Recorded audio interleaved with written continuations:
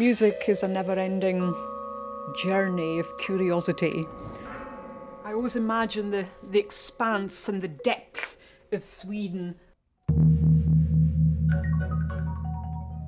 Her journey began on a farm in Scotland, a journey that would make her the first musician ever to pursue a career as a solo percussionist.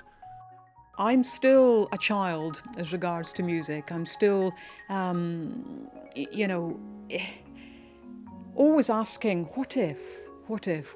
And, it's just so wonderful that you can, look at your ingredients, as it were, because all of these instruments around me, they're my ingredients, and it's my job to take these to make a sound meal. This was my first ever drum when I was 12 years old, which my parents gave me as a Christmas present.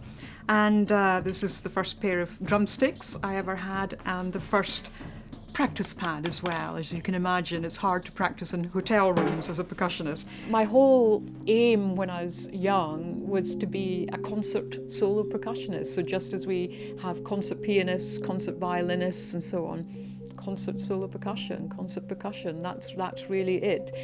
I don't know, I still get something happens when you just sort of, you are there at the front of the platform. It's not an egotistical thing, it isn't about that. It's just the fact that, we now have that body of repertoire there where percussion really is, featured in its own right. And it's interesting because, you could pick any one of these instruments and specialise in it. So you could, if you wanted, spend your whole life just working on that one instrument. You know that there's so much to explore in the world of percussion. As a child, she lost her hearing, diagnosed as profoundly deaf. Profound deafness means that you do have residual hearing. And in my case, I can hear high frequencies well, but I miss the mid and low, and I miss pitch. So I get the impact of sound, but I then miss the journey of that sound, so the duration of the sound. And that's why when I was about 12 years old, starting percussion, my percussion teacher, Ron Forbes, he struck a timpani, and he suddenly realised that actually the timpani sustains, the sound sustains, and also you can feel it. But in order to feel that, you have to pay attention. So you've really got to just wait and pay attention. And that was a huge turning point for me, because I suddenly realised that, well, actually, although sound may not be always coming through here, it most definitely comes through the body. Her struggle to be accepted at the Royal Academy of Music made history. It changed the thinking of auditions and of people getting in to music institutions, so that, whether you had any type of impairment, if you reached the standard of getting in, you had to be accepted. Every type of recognition is a time for you to pause, reflect, just see where the land lies, where you're at with your journey, as it were. And it's given me that sort of drive and confidence to just think, okay, just keep going.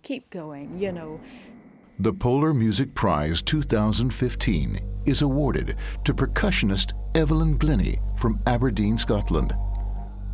Evelyn Glennie, who has been deaf since the age of 12, has a mission to teach the world to listen. She has widened our understanding of what music is and shown us that listening has only partly to do with our ears. Everyone, whatever their physical circumstances, can perceive and perform music, can feel and convey good vibrations. We all have our own individual tone.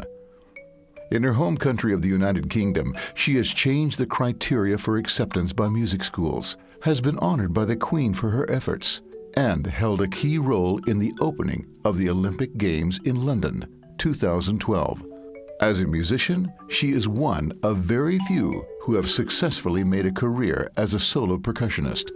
She has played with the world's foremost orchestras, conductors, and artists, and has released more than 30 solo albums. Evelyn Glennie shows us that the body is a resonance chamber and that we live in a universe of sound. I'm very much looking forward to the ceremony. I really am. I mean, I can't wait. I just can't wait. Just so many interesting people. And my mum is going.